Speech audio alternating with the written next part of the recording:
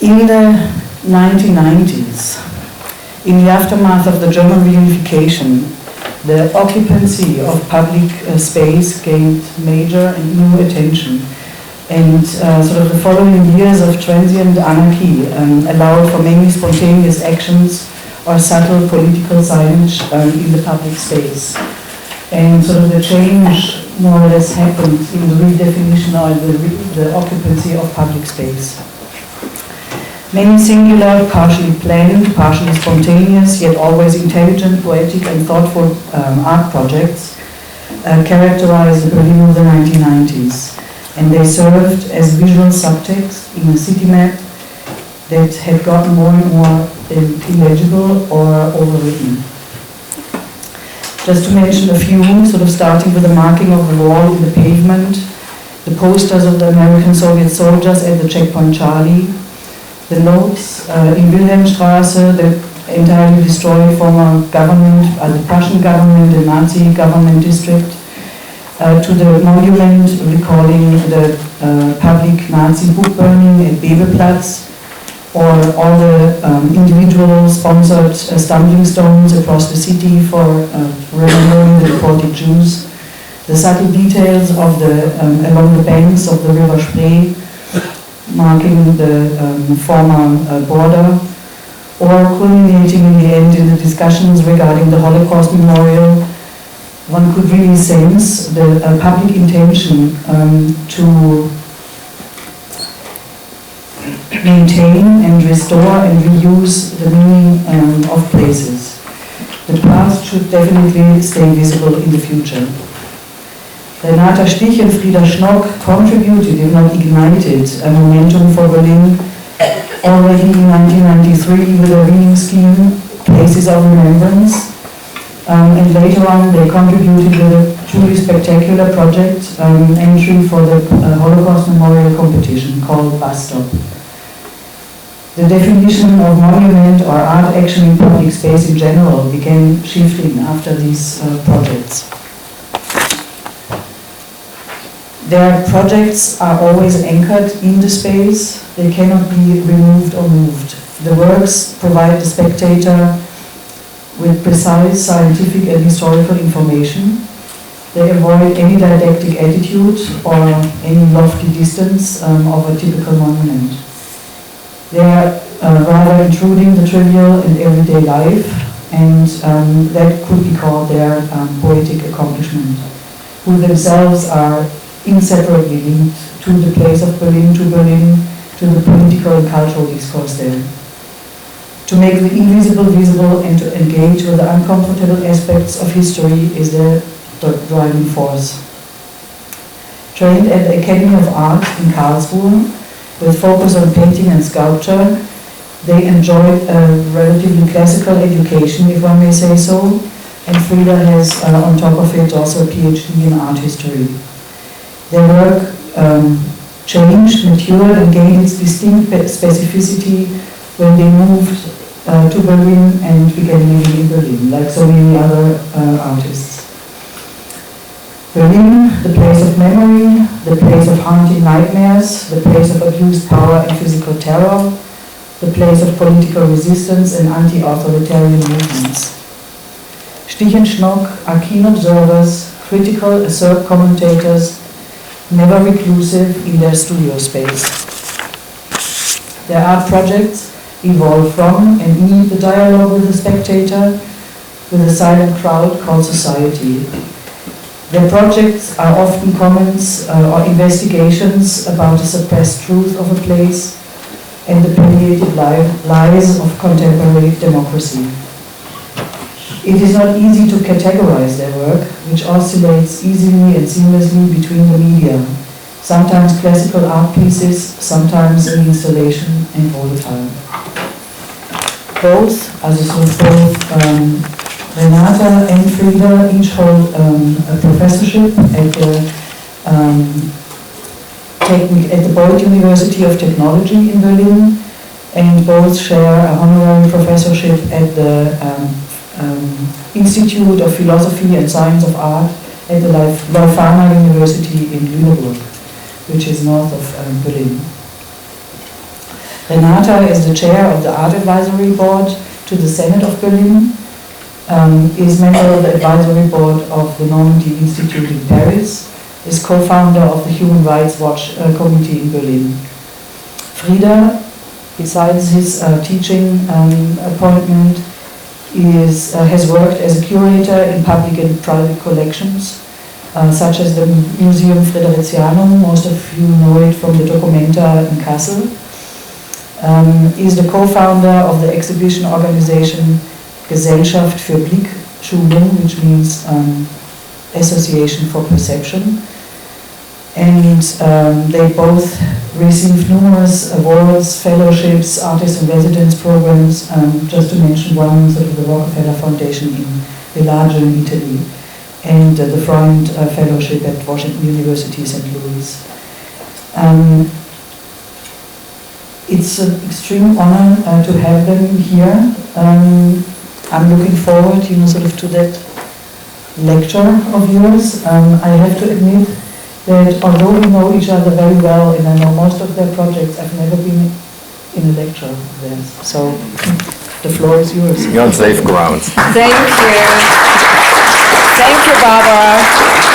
Yeah, we are really thrilled to be here and to speak to connoisseurs. We love speaking to students and an audience which understands a lot of things, I guess we'll talk about. And how does art and architecture work together is basically a question here. And what are the moments what are the moments of what we are looking at? For example, a museum is something like a sculpture in public space. How do we deal with it? How do we bring knowledge out? How do we bring information out? The same thing is, how do we use media? Or what can we do through media to bring architecture and art together? These are all kind of questions we'll try to cover here. And there is also the question, how do you dole up social housing from the 60s or so? And this is just one example one can do to give it another meaning, like lit sculptures to look at a building as a body. And today we looked at your garage out there. It needs really some work on it too, I think. So there are a lot of possibilities, but let's look at Berlin a little bit. This is basically the picture most people have of Berlin, but this was in the 80s before the wall came down. It's one of the famous happening street riots on May 1st. Wild parties, blocked off streets. These are things that happen occasionally in Berlin. That something pops up, that there are demonstrations, that people question something, and you will also find not only a younger crowd, you will find all kind of people there. The 68 generation will mingle, politicians will mingle, everybody will be out there. The gay policeman will be part of it too. And it's a very interesting society which is there, and Frieda will give you some insight just on for those who haven't been to Berlin recently. So a lot is going on right now in Berlin. Construction-wise, for example, everybody's discussing here that lot Herzog in the Memorial, expanding the new National Gallery by Mies van der Rohe. And later on we'll talk about this competition here, the Memorial to the Murdered Jews in Europe, right next to the Brandenburg Gate here. And here is the Reichstag, still without, there's the Cupola by Foster, and here is it already. A chancellery where Mrs. Merkel is the Bundeskanzlerin, and here is the pregnant oyster gift from the Americans. And well, it's a Congress Hall which was donated to the city of Berlin, and we call it the pregnant oyster. Every building has a nickname in Berlin. Okay. Very important to know. This lot is important because that used to be the site for the terror regime of the Nazis. Prince Albrecht Palais was here. Now it's Topography of Terror, a documentation center. And what else? Potsdamer Platz here, the Octagon, the square up there, Pariser Platz, and the circle down there is missing. Marienplatz, and Benjamin. here is a deer garden, right? Victory column in the middle, used to stand right here, but was in the way of Albert Speer, who wanted to have the big Nazi victorious axis broken through here. That's why the Russians built their monument for conquering Nazi Berlin right here, right on that axis of Speer. And we are touching a little bit about Walter Benjamin. That's his birthplace right here, and we live down the road here on Potsdamer Straße right there. Yeah. Renata. Yeah, and? Oh, it goes on. And because if you come to Berlin right now, you hardly see where the wall used to be. And so that's why the city put up cobblestones where the original wall used to stand. The only remnant of the wall you can see is right here, next to the topography of terror, next to the Goering's seat of the Nazi Air Force. Now it's the Ministry of Finance.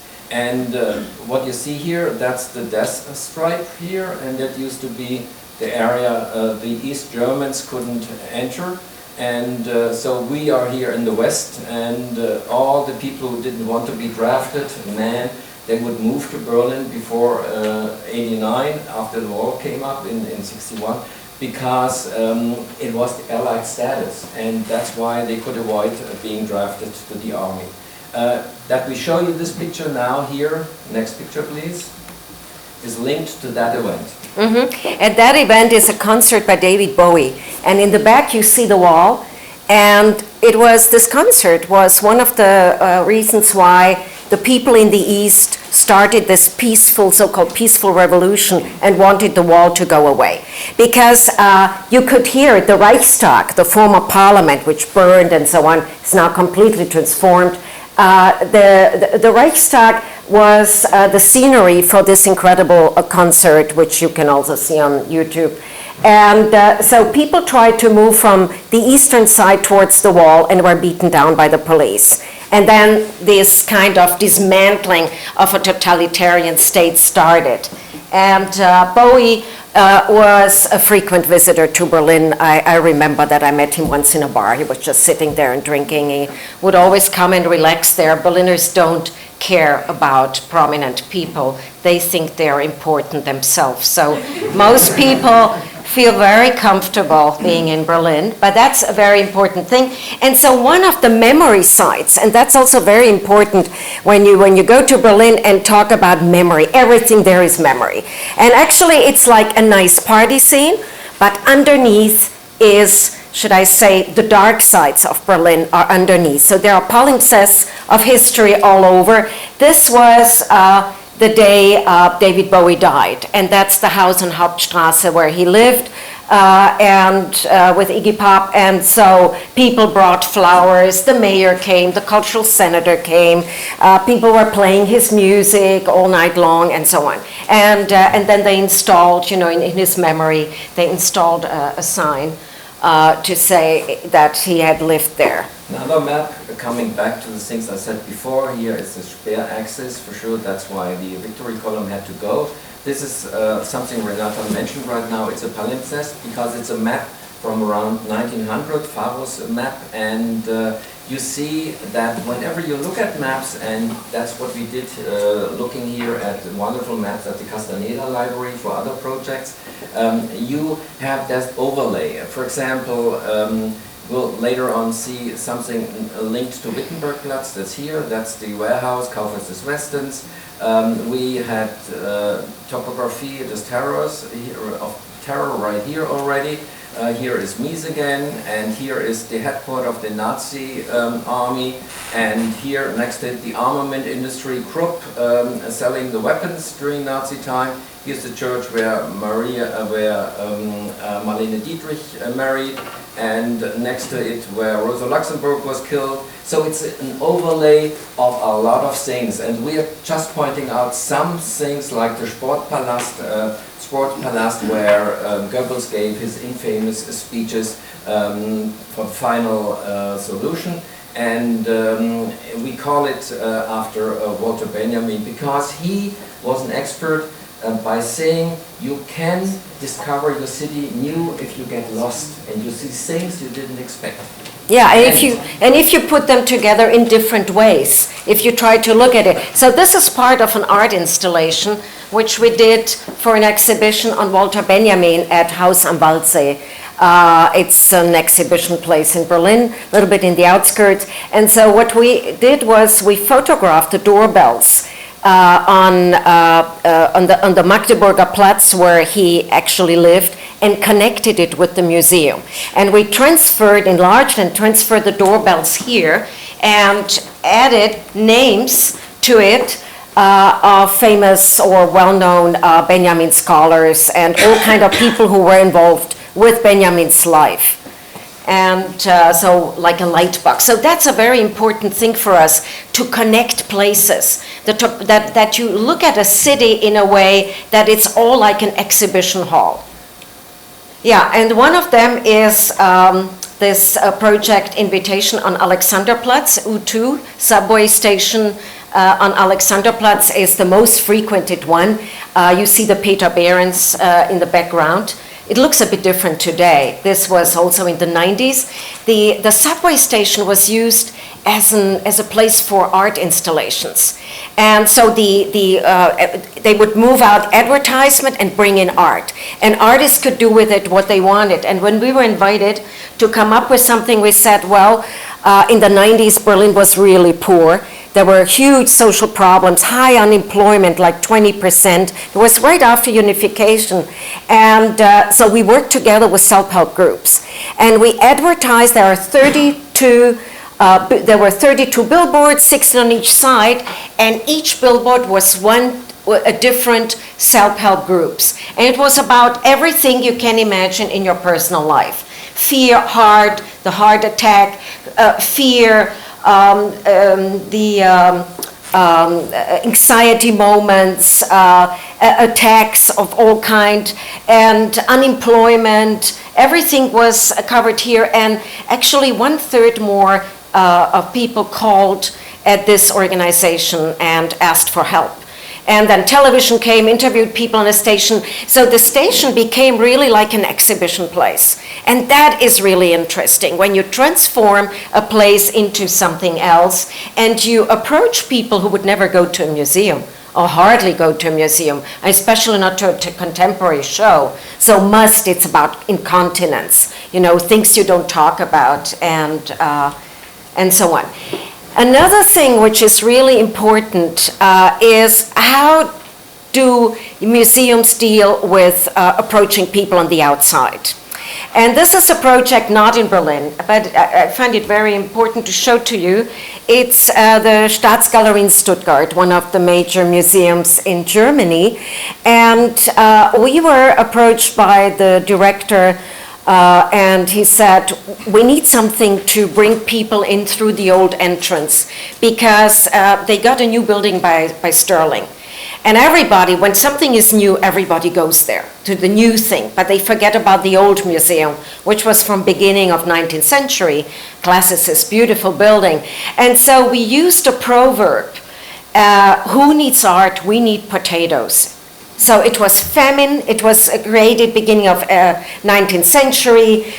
During a famine, all potatoes froze. People had no food, but they wanted to build a new palace. And so the advisor said to the king, who needs art? We need potatoes. But still, he built that museum, and it's a very important museum. And so you see what we did. It was tricky because the whole thing is, of course, under protection. So we declared it as a temporary installation. This is also something one has to work with.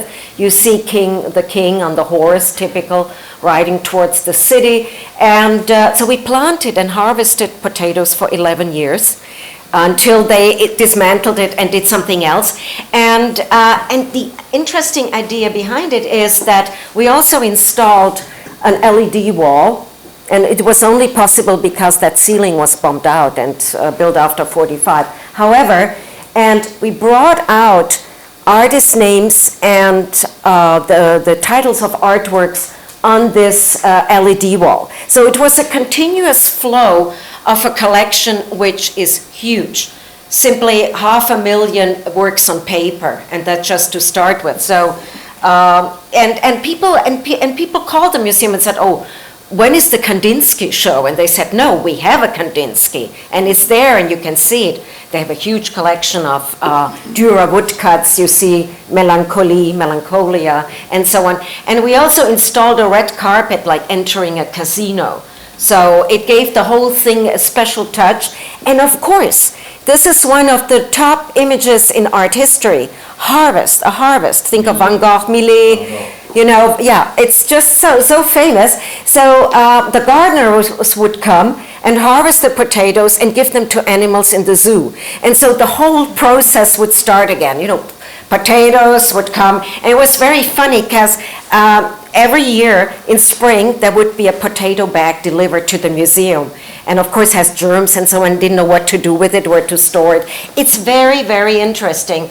And here you see, well, one typical thing like a botanical sign, and it's in 4 languages because first the regular German, the second one is Swabian dialect, and then the language of art, French, and then English, the international. So it's also something like transferring information. And then we created the encyclopedia of art through potatoes. Every artist is a root. Is a root, and that's also, yeah, and that's what Sigmar Polke said. Nothing represents the creativity better than a potato, because it transforms itself, grows out, goes on and on. So that's a work in progress.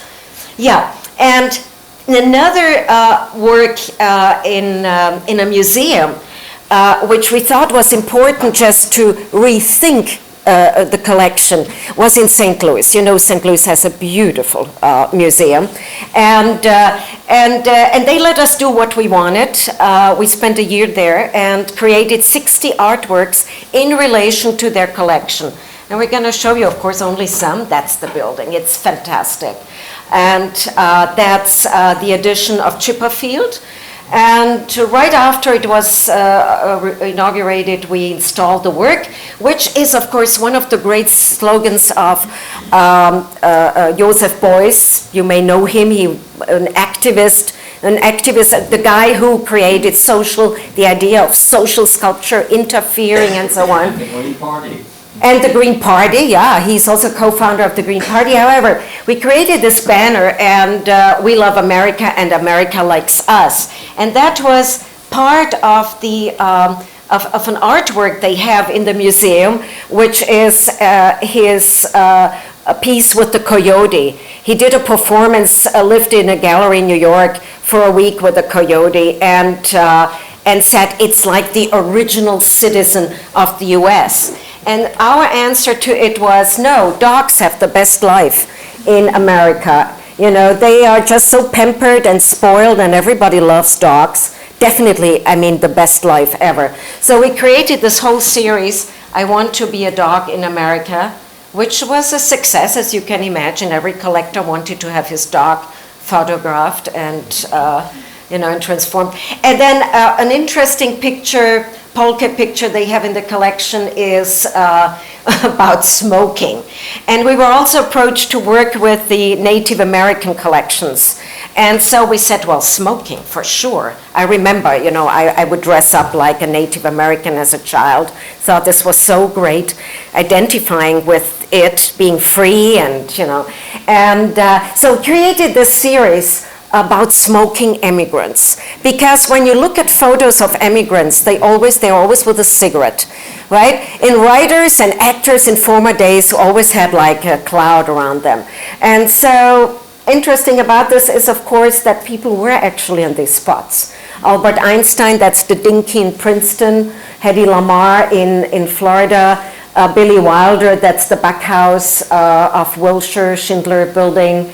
Hannah Arendt smoked everywhere. You look at her interviews, YouTube interviews, it's just never ending. And of course, that's something for architects, is this one. Walter Gropius for sure smoked here and looked at the building his colleague had done. So that's also a moment one can adopt a place in a digital kind of way and then transform it give it another meaning. because all these places are linked to our memories and how we relate to it. Yeah, and this one is such a nice place, Hedy Lamarr. And another thing we discovered inside the museum collections was this card of a lost architectural model of the Reichstag, which the emperor had sent to the Chicago World Exhibition. Then they wanted to get rid of it and gave it to the Germans in St. Louis. And in 1917, it disappeared. But the card remained there. And somebody had given us the tip, so we looked at it and we found out about it, what kind of model it was. It was a plaster model, that size, and I'm sure, you know, it's the moment, 1917, when America entered World War I, and Germany became an enemy, and so they got rid of it. And yeah, that's how the Reichstag looked like also after 45. And that's the inside of the Reichstag with inscriptions of Russian soldiers. I'm showing you this because we made a collage which brought together a lot of moments, and it was like a work in progress that we would continue writing about what makes the Reichstag so special. That it burned in 1933, that it was rebuilt again by an Englishman, and that the material they used from the island of Brač in Croatia, all people who were linked to this, and that it was standing at the wall. And so the director of the museum said, how can you point out that we lost an artwork? And we said, it's not an artwork, it's a model. And you lost it, and it's gone, and it's part of history. And that's interesting, the disappearance of things, which you can bring out again. And something I would call an activity or an action is the thing we did, the stink we did against the collector Friedrich Christian Flick, who had inherited money from his grandfather, a major Nazi, had abused about 50,000 slave workers, most of them died, and who collected, never paid taxes in Germany. It's very important to know that everything funded in Germany is funded through taxpayers' money. We don't have private funding, hardly any. And so he couldn't place his collection of contemporary art in New York, neither in Zurich, so he came to Berlin, and Berlin was so bankrupt they wanted it. Also, his banker was a friend of the Chancellor Schröder. Anyway, it's a long story, it's very political. Not only you have problems, we have it too. It's this chancellor who is now on 3 boards in Russia. Anyway, so the art of collecting, Flick in Berlin, was something we did against him when he installed his collection. That's the Hamburger Bahnhof, Museum of Contemporary Art in Berlin. That's another thing that got transformed, you know, and the former railway station is now a museum. So it's a transitory thing, a very fluid idea of things over time, huge. And Flick collects, maybe you want to say something about Bruce Nauman? Because they picked a piece by Bruce Nauman, Hope in the Eye, and we said, perfect, that's a wonderful image and we can dig into it. And next picture, please. And we said, sure, art lovers and Berlin, into Berlin. So we printed about 500 of these posters and placed them all over cafes, museums, private people, institutions, before really coming up with the act against Mr. Flick, which was with the help of the Spiegel magazine. If you have the Spiegel, that's the third force in Germany. It's like the Newsweek and Time together. It's like all newspapers in the US together. If they publish something, everybody reads it and wants to do it. So you see CNN, BBC, every TV channel wanted to be part of it. We made these 2 posters. On the left side, you see we demand free admission for former slave workers. And on the other side, you see text cheaters, show your treasures. What we didn't realize is that Friedrich Christian translates into a very nice short word. And so it made sense when we showed it in America for the first time, everybody was laughing. We said, why are you laughing? Oh, because fuck, really. Yeah, so however, a group of human rights activists approached us and said, we want to give you more money. Could you think about doing more with the posters? The translation of this says, text cheaters, show your treasures, And- because you ran away with the money. And we did. We got 2 trucks, mounted posters on the trucks, and drove around for 2 weeks. And then we hosted a big discussion at the Academy of Arts, where Wilfried Wang is the vice president of the section of architecture. And that, of course, made it public. And here you see during the opening days of the Flick collection at Hamburger Bahnhof, these 3 survivors, slave workers, came to visit Berlin and were interviewed. They were invited by the Fritz Bauer Institute, the man who was in charge of the Auschwitz trials in the 60s. Yeah, and so the war is always an important issue in Europe till today. You know, Germany is in the middle of Europe. The other countries have significantly suffered. Memory is not lost. Germany works on the memory, but still. So when we were invited to do something about World War II here in the US, we said, we'll look at World War II through the eyes of women. And these were the Rosies. They really recreated this country, and they paved the way for their daughters in the 60s to create, women's lib movements till today. So we called the show Rosie Won the War. We did it first at the Museum of Art in Boca Raton, because there are many retired people. And that was a very, very interesting. It was up for half a year, and we put out a book, and people would write in it and make comments about mothers and sisters and whatever. So interesting. And right now we showed that work in New York at NYU's Kimmel Gallery. And so you see what we did. We staged successful women of today. This is Hilary Lewis from the Glass House, the director of the Glass House, and put her on the map of World War II, Omaha Beach. It said in relation to men were fighting abroad, women were at home. And so here you see other ladies. Want to say something about the map? No, it's another lecture. Renata, we have to hurry. Yeah, I'm hurrying. Here you see another successful woman here, and also a letter of a woman we found in a book which says, "Sweetie, I hope you understand that I won't have time anymore to cook and do these things because I'm now used to work and earn money." And because after 45, the tendency was to send women back home. And many women didn't want to do that. And of course, yeah. And so here you see actually the life-size images. Yeah. And now we are getting to memorialization in the city, a transitory memorial. And there was a big discussion having a central memorial for all the victims in the New Guards by the famous architect Schinkel Fischer. Next to the Humboldt University, here is Schlüter's Armory, right next. And Chancellor Kohl, who was in charge, he picked a sculpture. Next picture, please. And he wanted to have a pietà. He wanted to have a mother being sorrow that the son was killed, he said, "Oh, let's enlarge this small sculpture from my desk," and it was done. And the inscription said, to the victims of war and terror. And they wanted to have it for all the victims. So the soldiers, the SS members, the Roma and Sinti, the gay people, and the Jews. And the Jewish community said, how can you have that image? Because our mothers and sons were burned and gassed, and this is not our memorial. Yeah, no, they didn't want to be thrown together with perpetrators, so they wanted to have their own memorial. So, and Chancellor said, okay, here's the big lot next to the American embassy, because we want to show to the Americans we did our duty. And the first thing that goes up when you have a construction site is a fence. And that fence turned out to be the perfect discussion space for the public.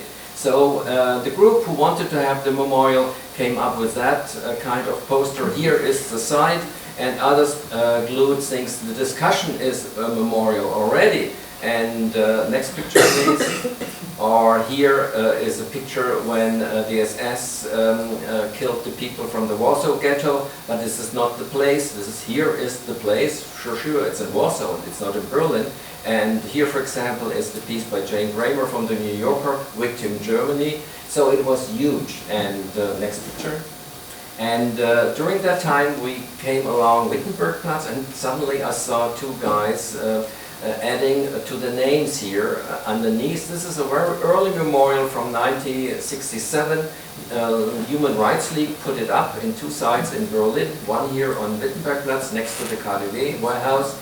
And for sure, two names are not enough. Next picture, please. Because when you start research, you find out it's the tip of the iceberg only, and all the places of crime, terror, and killings are all over Europe. And we said maybe that lot needs a bus stop for people going to places. Well, we wanted to point out that it's important to be aware of the authentic places and not create an artificial lot, which of course they did. Something abstract, you know, that's always wanted for this kind of memorialization, because you don't really have to think about it then. But the interesting thing is that in the 90s, of course, there was no internet. So we wanted to have a research information pavilion. And we also wanted to have a one-way street, which is again a connection to Benjamin, pointing out where you go. Yeah. And here's the information site for those who didn't really want to go on the bus. But we found out if you go to a former concentration camp, whether it be Sachsenhausen, Buchenwald, or Großrosen, or Stutthof, or whatever, you might need to feel that you have to talk to someone. So we said, if you're alone, tricky, but if you sit together with someone, maybe that's a better solution. So the idea was to set up bus stops on important spots in Berlin. This is Humboldt University. This is the new guard where the Pietà is inside. And that would, of course, stir up dust if you would see Buchenwald written on a bus. And that was the sign as a sculpture, which looks a bit like a bus stop sign in Berlin. Normally it's yellow. This one is slightly larger. These are the schedule where buses could run and would go to. And then after the Israeli television had done a documentary of 1.5 hours with a bus, a red bus, and running around the city, we said, no, all it needs is a social sculpture, which means a train schedule. A booklet you put in your train. Yeah, and it looks exactly like a German train schedule. And it was the actual train schedule. This is inside Berlin. And here it is how long it would take by bus and how you could actually get there with regular trains. And it tells you something about the place and what happened there. So you could go alone or with friends or whomever you want to go. And you see, for example, Natzweiler, you see how this looks in reality. When you drive to Alsace, to the Alsatian countryside, at once you see the camp of Stutthof and you see Chambre à Gaz, gas chamber. It's like a normal street sign and it really hits you. It is the strongest, it has the strongest impact on you. It's just speechless. So that is a memorial today, of course. And Bergen-Belsen, where... we have to make it faster. Yeah, Bergen-Belsen, where Anne Frank was killed, and so on. And this is the memorial today. It's something completely different. It's a Peter Eisenman creation. He started it with Richard Serra, but then Richard Serra stepped down. And that's how it looks today, like a collection of coffins or something together. But it's good, it's a sign in the middle of the city. It's people go there. That's how you can look from the Reichstag on it, and you see all the new buildings. This is all new, basically. Here you see tourist buses circling around, and that's where we added this sign of bus stop and said, well, why not really go from there to Buchenwald? When Madonna came with Gwyneth Paltrow to Berlin, they took a cab and went to Sachsenhausen because they understood, and Madonna said that nobody recognized them, and later they gave an interview and said, this is what we wanted to see.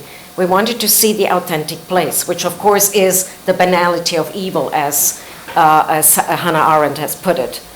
And this is a show which Barbara and Wilfried did 2 years ago, and Demopolis, Democracy and the City, to whom belongs the city.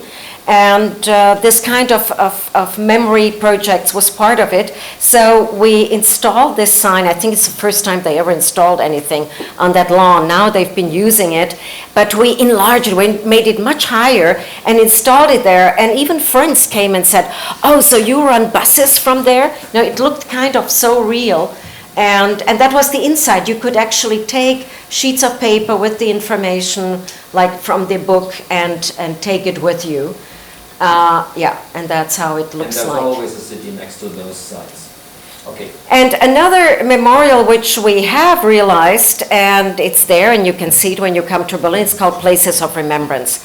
And it's in the Bavarian Quarter in the borough of Schöneberg. Schöneberg is known because, there was the town hall of Schöneberg hosted the West Berlin Senate until the wall came down in 1989, 1990.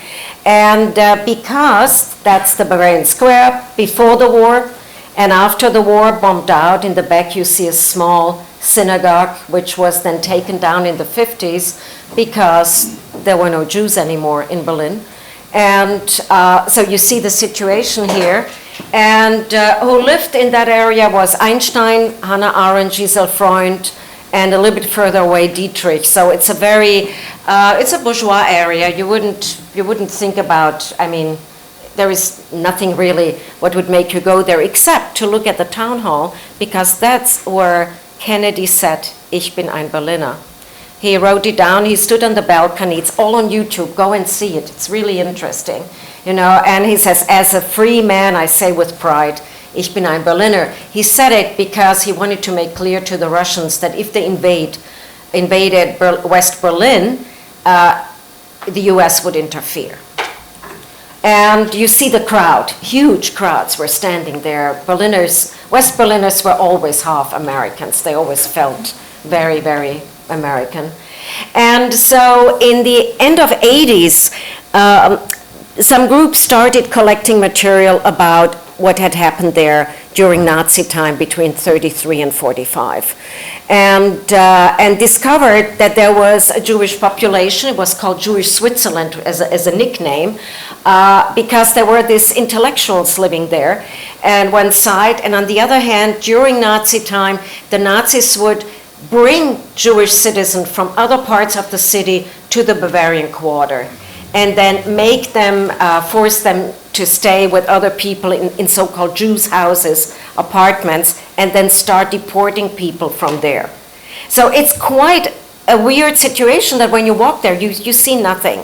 And that, and I should also say that at beginning of the 90s, the borough of Schöneberg asked the Senate of Berlin to allow them to create a memorial there in memory of Jewish citizens in Schöneberg.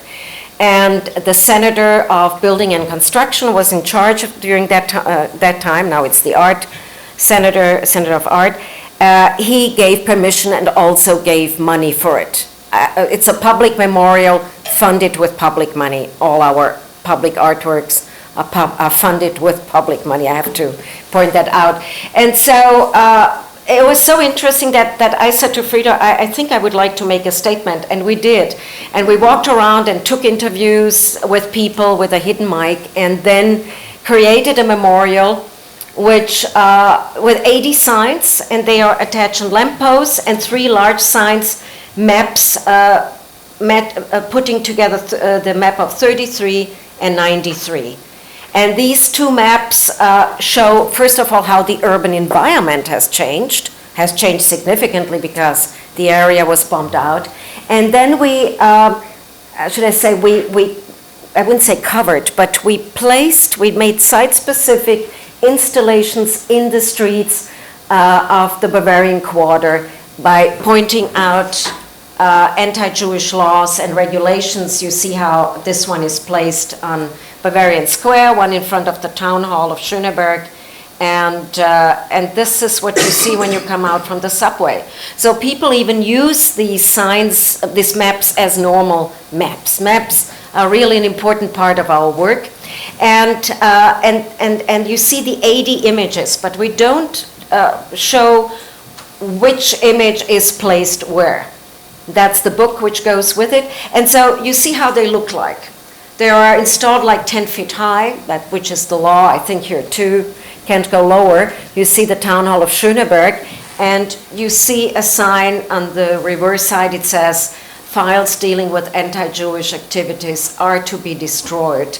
And that was in February 16, 1945, which proves that the Nazis knew exactly that they had committed crime. So it was a moment when the Russians had already occupied or come to the city. And cover the first sign, and suddenly you see the next sign here. It's Jewish civil servants have to leave their jobs, and that's a regulation from 33. And this is a sign, it was actually the first sign we installed. Jews are not allowed to have pets anymore, which means that first the pets had to go, and then people could be deported. Otherwise, animals would make noise. That's how perverse it was. And when we installed this, or when our workers installed this first sign, somebody opened the window and yelled out, you Jewish pigs, go away. And until then, the people we worked with said, oh, but that's not necessary. This memorial, no, everybody knows about it. Everybody knows about the Holocaust. And so after that, they were much more conscious what, anti-Semitism, and that was in beginning of the 90s. And this one said all Jews older than 6 years have to wear the yellow star, and on the other side you see a simple T-shirt. And this means that Jews are not allowed to inherit anything, houses. It goes against the sound feeling of the German people. Yeah, so sometimes we rewrote these texts and put them in present tense and connected them with the actual date when they were released. So you have also this double layer of time. This is about the Olympic Games in 1936. For a short moment, the Nazis stopped harassing Jewish citizens. And then when the Olympic Games were over, it was even harder and even more intense. That Jews have to declare, that they have to show their accounts, and all their belongings were confiscated. And German managers were kicked out from their positions, and so on. So you see the system. It's a system, and it's something which simply recreates the landscape. It's quite a different thing with it than without it, of course. And you read the landscape in a different way. And it's also installed that people have to look at it kind of all the time, also from buildings, from houses, and so on. But there was hardly any vandalism so far. Because if you throw a stone, if you are emotional, you don't hit the sign, you hit a car, and then you are in real trouble. Yeah, and so, and then the Jewish Museum in New York asked us to kind of bring over the memorial. Now, you can't bring over a memorial, but then we filmed the whole, the installation, and we also brought these two light boxes with 40 and 40 signs and regulations, and they are now at Princeton University. They're installed at Pine Hall, Humanities Pine Hall. And so you see how they're done. It's actually, the old texts here are in English. So it's quite strange. We asked the museum we wanted to install one sign in front of the Jewish Museum, which is on the Upper East Side, but they didn't have the courage to allow us to do that, which I thought was a pity. So in October 2018, October 28, 2018, we did a reenactment. After 25 years, we invited people to do the same walk between the town hall of Schöneberg to the Bavarian Square. And you see, it was a And we huge... should stop here, otherwise I know. there isn't I know. space for Yeah, questions. we have much more, but that's next time, okay? So, much more to We have come. much more images, but it's too short. Yeah, it would be too short. I think we stop here, and I know some of the students have to leave earlier. I wanted to open, actually, the stage for questions, so... Comments, questions, Yeah, comments, too. can clarify. Ideas? No? Yes, So, in the US, we're obviously having problems the recently. mic. Take the I can just chat rid of that. Recent controversies over memorials and monumentality with consideration to Confederate monuments.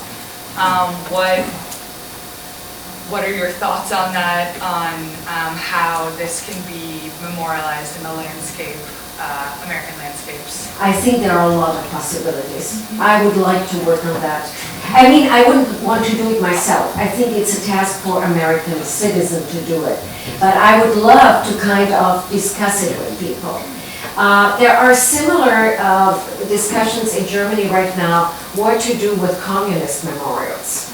And so there is the Ernst Thälmann Memorial, huge socialist memorial. And it's in the eastern part of Berlin. And they are going to create a competition. Artists, they will invite artists to comment on it. And we'll see what kind of formats they will come up with. I think there are a lot of possibilities. I would not dismantle them. It is destroying memory. You can't just destroy everything that had happened. It's also faking history and your identity. So It's no solution. completely wrong, my opinion, and it is. See, Europe is so rich because we don't destroy everything. You know, why would you destroy a Napoleonic memorial, like the Arc de Triomphe, which it is? No, you use it, and you reuse it, and you give it a different meaning. And when you give it a different meaning, then there is another understanding for it. So taking away generals from the Civil War, for example, from the South, is it's not right in a way. You have to work on it. And it's when we gave a talk in Boise, Idaho, suddenly Edgar Heap of Birds stood up and said, "We need you here to work on our subject too." And but it's. I don't think I would There's a want to lot of work work on to be it done. because it is not my history. But I would love to create a discourse because there are methods to conduct it, and I think that would be very, And very bring the public interesting. in, that's very important, that you really spread it out and don't have it in the white cube, in the sheltered space, that the public really can discuss things. Yeah, that's something really important, that you bring the discussion out to the community and you kind of, get people out of their houses to come. I don't know where you do these things. We do it in town halls or everywhere, the Academy of Arts in Berlin. I mean, we discuss so many things publicly. More questions, Yeah. contributions. There was another question. Yes. Yeah, I was wondering just if you could speak a bit about the public kind of cultural memory of the events of the Holocaust in Germany, and just speak a bit more about how that is reflected in your work and in... Well, in our work, we showed you two examples, but it is, when you come to Berlin, it's basically everywhere. And there are statements, there is anti-Semitism. It doesn't prevent it, but it helps. And memorialization happens because Germany has 22 public channels, not only one. And so there is no advertisement. So they have funds and money to bring these issues over to an audience, and that's what they do. To those who still have a TV. Those who still have a TV, but yes, but it's a very important tool, and these discussions happen, as I said, all the time. And at schools, well, when we were at school, they did it a lot. They would teach us about the Holocaust, those who don't have it in the family. But the others, this was going on until a couple of years ago, and I think this kind of refugee crisis has shifted, sadly enough, the focus on other things, and so on and so on. So that's a whole different issue I didn't even touch. But yes, it's there, it's done, and yeah, it could be a whole different lecture. It could do a whole semester on, how memorize it, yeah. Yes? What is it about Berlin that attracts so many artists?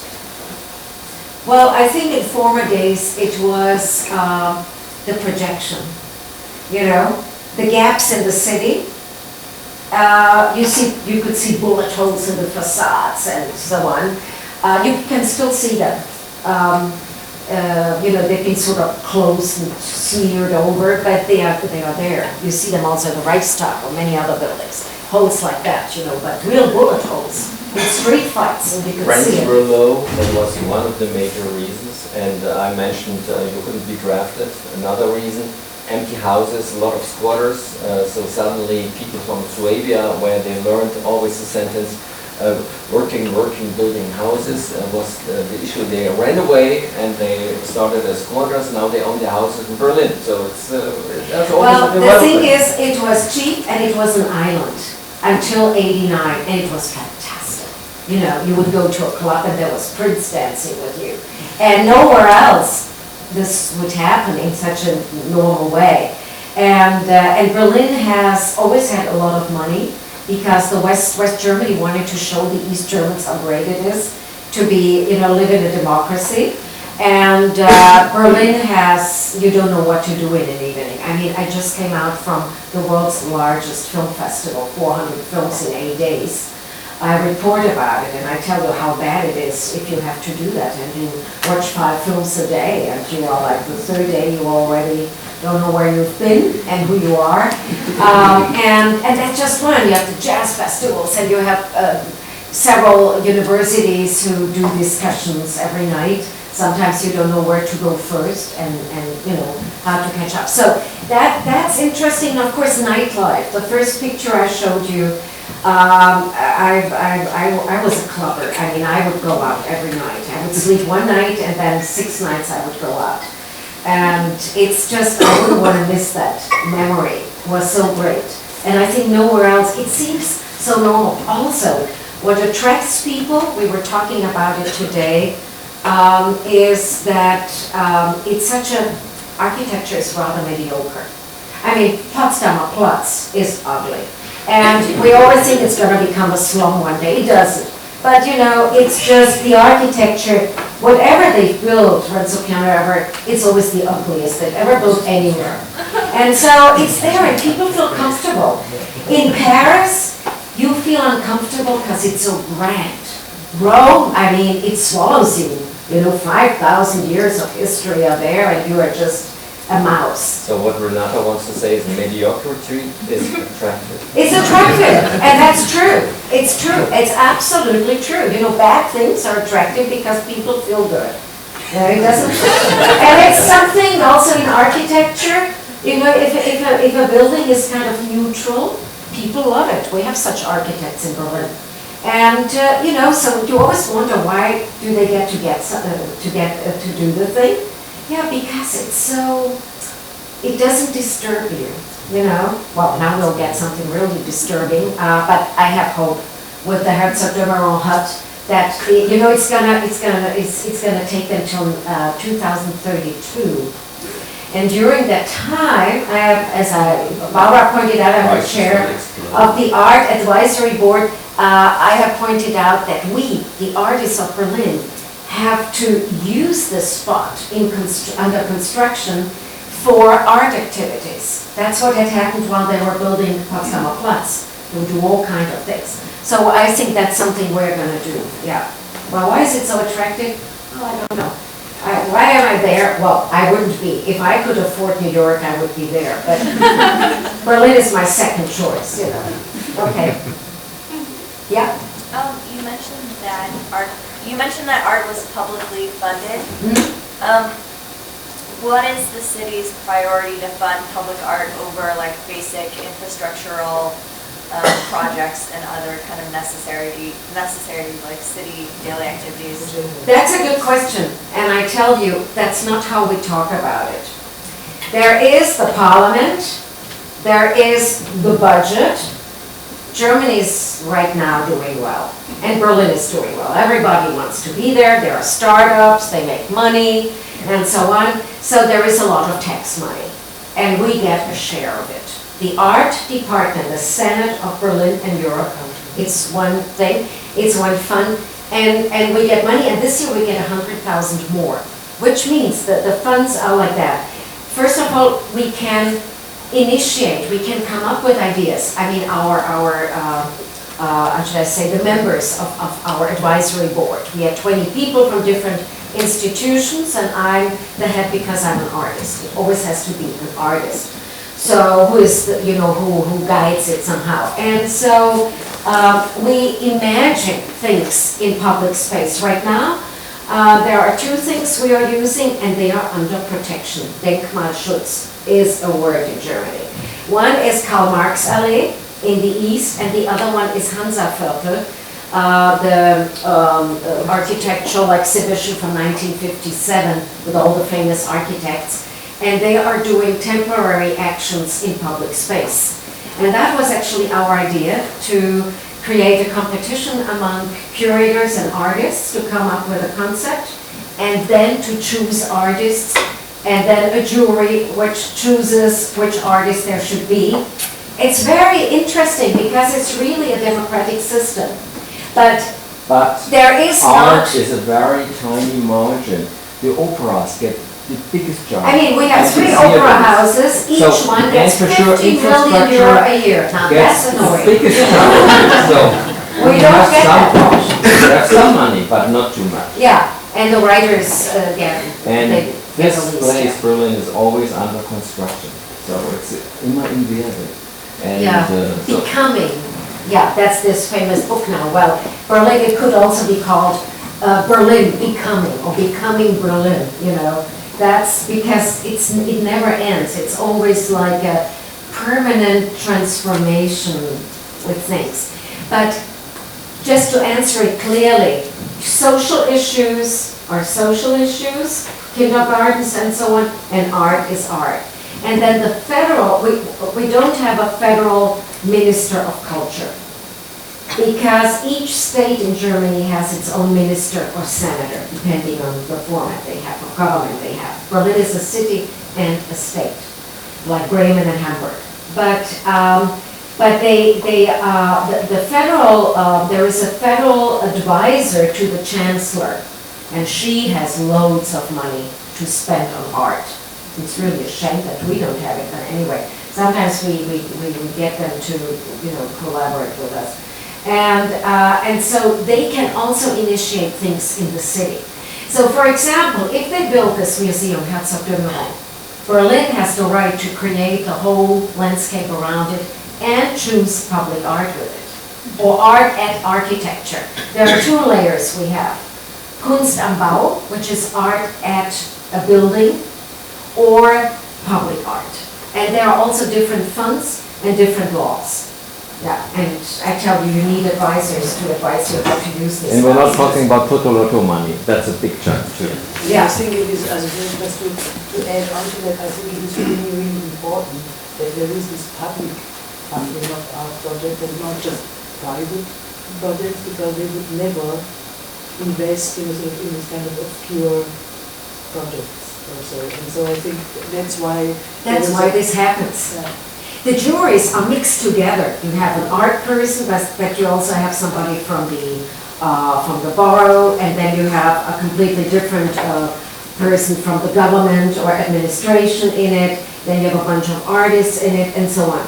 It's always mixed, and it's not predictable, because juries are so large. Once you are more than 9 people, and then you have also at least 9 advisory people to it, who say, can it be realized, and so on.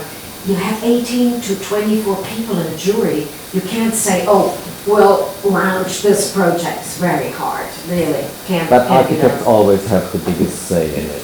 That's always. Well, architects, yes, if it's for a building, yes, there is always the architect who's building his part of the jury. So it's a very, very interesting process, yeah. I hope I have answered that in a clear way. It is interesting, actually, when you have money. When you don't, now when there isn't enough tax money like in the 90s, when Berlin was really poor, then it's difficult, then you can't do certain things, you know. And, yeah. Are there any German architects that are currently practicing that you find really inspiring or innovative that we all should know about? Well, that's a whole different story. I would have to prepare myself. I have a bunch of architect friends, but I don't want to do, name dropping. So that would be, I think that's a different story. I cannot answer like that. Yeah, I'm sure. It's a different lecture. And we can dig into it, the townhouses or whatever, and Yeah. the Museum Island, and there are so many topics, and you have to write it. Well, that's, it's, yeah, right. This is, Berlin and how they build and construct stuff. It's a never-ending story. And also the whole total nonsense with the palace. That's something we also wanted to talk about, but it's over time. And, they're building this, I call it the Las Vegas idea. They're rebuilding the palace in a manner, the facade, and the inside is completely modern, and parts of the facade also look like a boring government building, sadly enough, and so it's not ideal, and I think we are moving towards more conservative times. I believe that such a decentralized memorial, as Frieda and I did it in the Bavarian Quarter, could not be realized now. I doubt it, honestly. It's too controversial, it's too conceptual, and it's, I don't know, it just doesn't fit the time. We were talking with the students who interviewed us before. We talked about it, how do you create something which is typical for that moment? Hard. Sometimes you succeed, sometimes you don't. There is no formula. And sometimes it needs time. Think about 9/11 or whatever. 9/11, I thought it was too early. But anyway, if people want it and need it, do it. You can always redo it and continue working on it. So with these other memorials, I think there are a lot of, this is a super interesting topic. My artist association in Berlin has a magazine, and I write for it. And they suggested that I should write about this topic, and I said, I can't, I don't know enough. I remember some of these memorials. I know one in St. Louis when we were teaching at Washington University, but I didn't dig into it. And I can't say, I would have to go out and interview people and say, what do you think about it? How do you feel about it? And most people don't even see it. They drop and they say, well, who cares? It doesn't affect me. So it depends how much it affects you. But the Tillman was a super communist memorial. That's going to be very interesting. Barbara and Wilfred will just set up this competition, and it will be an open competition. We have enough money. We do a 2-step open competition. If we don't, which we dislike very much, if it's a smaller one, we invite artists, but that's not what we usually do. I believe in open competitions, because you never know what you get. And it's really a sign of democracy. That's actually what art is about. Yeah. Thank you for coming.